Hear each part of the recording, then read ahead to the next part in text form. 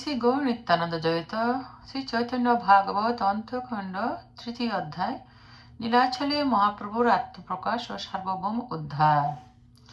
এই অধ্যায়ে বর্ণনা করা হয়েছে যে শ্রী চৈতন্য মহাপ্রভু ছলনাপূর্বক সার্বভৌম ভট্টাচার্যকে তার কর্তব্য সম্পর্কে জিজ্ঞাসা করলেন। সার্বভৌম ভট্টাচার্য মহাপ্রভুকে একজন সাধারণ জীব ও সন্ন্যাসী মনে করেন, তাকে সন্ন্যাসীর কর্তব্য জানালেন এবং বৈষ্ণব ধর্মে সন্ন্যাসীর প্রয়োজনীয়তা নেই তাও জানালেন। জীব ও ঈশ্বর যে এক, এই তত্ত্ব শঙ্করাচার্যের মনে কথা নয়, তাও তিনি শঙ্করাচার্যের শ্লোক দিয়ে প্রমাণ করলেন। মহাপ্রভু জানালেন যে কৃষ্ণকে পাওয়ার জন্য তিনি কেবলমাত্র সন্ন্যাস গ্রহণ করেছেন। তিনি সার্বভৌমের নিকটে আত্মারাম শ্লোকের ব্যাখ্যা শ্রবণ করতে চাইলেন। সার্বভৌম ভট্টাচার্য শ্লোকের 13 প্রকার ব্যাখ্যা দিলেন, কিন্তু মহাপ্রভু সার্বভৌমের সেই ব্যাখ্যাকে স্পর্শ না করে আরো বহু প্রকার ব্যাখ্যা করলেন। তা দর্শন করে সার্বভৌম বিস্ময়ে অভিভূত হলেন। মহাপ্রভু তাকে সর্বস্বরূপ দর্শন করালেন। সেই অপূর্ব সর্বভূস্বরূপ দর্শন করে সার্বভৌম মূর্ছিত হয়ে পড়লেন। মহাপ্রভু সার্বভৌমকে বাহ্যদশায় ফিরিয়ে এনে তার পাদপদ্ম প্রদান করলেন। মহাপ্রভুকে উপদেশ দেওয়ার জন্য সার্বভৌম বিস্তর অনুশোচনা করলেন এবং প্রেম ভক্তি প্রার্থনা করে 100 শ্লোকে মহাপ্রভুর স্তুতি করলেন। মহাপ্রভুর সর্বভূজ দর্শনের কথা সার্বভৌমকে প্রকাশ করতে নিষেধ করলেন। ক্রমে ক্রমে পরমানন্দ পুরী, দামোদর স্বরূপ, রামানন্দ রায়, প্রদ্যুম্ন মিশ্র ইত্যাদি ভক্তগণে এসে মহাপ্রভুর সঙ্গে মিলিত হলেন।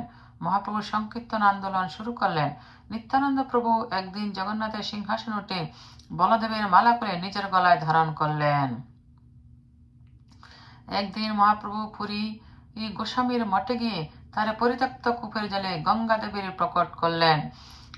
মহাপ্রভু যখন নীলাচলে ছিলেন তখন মহারাজ প্রতাপরুদ্র পুরীর বাইরে যুদ্ধে গিয়েছিলেন।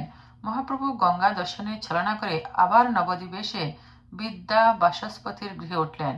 তার এই আগমন সংবাদ পেয়ে লক্ষ লক্ষ মানুষ তাকে দর্শন করতে আসলেন। মহাপ্রভু তাদের কৃষ্ণনাম করার উপদেশ ও আশীর্বাদ করলেন। তারপর ভিড় লুকিয়ে কুলিয়ায় এলেন। ওদিকে বাচস্পতিকে লোক মিথ্যা দোষারোপ করতে লাগলেন যে তিনি মহাপ্রভুকে লুকিয়ে রেখেছেন। কোনো একজন ব্রাহ্মণের মুখে মহাপ্রভু কুলিয়ায় অবস্থানের কথা জানতে পেরে বিদ্যা বাচস্পতি সমস্ত লোকদের নিয়ে কুলিয়ায় এসে মহাপ্রভুর সাক্ষাৎ করলেন। তিনি মহাপ্রভুকে জনসমক্ষে দর্শন দানের জন্য অনুরোধ করলেন। মহাপ্রভু সকলকে দর্শনে পবিত্র করলেন ও কৃষ্ণনাম কীর্তন করার উপদেশ দিলেন। তারপর এক ব্রাহ্মণ এসে মহাপ্রভুর নিকটে বৈষ্ণব অপরাধ থেকে মুক্তির উপায় জানতে চাইলেন। মহাপ্রভু তাকে নির্দেশ করলেন যে মুখে বৈষ্ণব অপরাধ করেছে সেই মুখে বৈষ্ণব গুণকীর্তন করতে। তারপরে দেবানন্দ পণ্ডিত এসে মহাপ্রভুকে প্রণাম করলেন। মহাপ্রভু তাকে কৃপা করলেন, কারণ দেবানন্দ পণ্ডিত বক্রেশ্বর পণ্ডিতের সেবা করেছে। তাই তিনি তাকে নির্দেশ দিলেন ভাগবতের শুদ্ধ ভক্তির ব্যাখ্যা করতে। মঙ্গলাচরণ। জয় জয় শ্রীকৃষ্ণ চৈতন্য গুণধাম, জয় জয় নিত্যানন্দ স্বরূপে প্রাণ।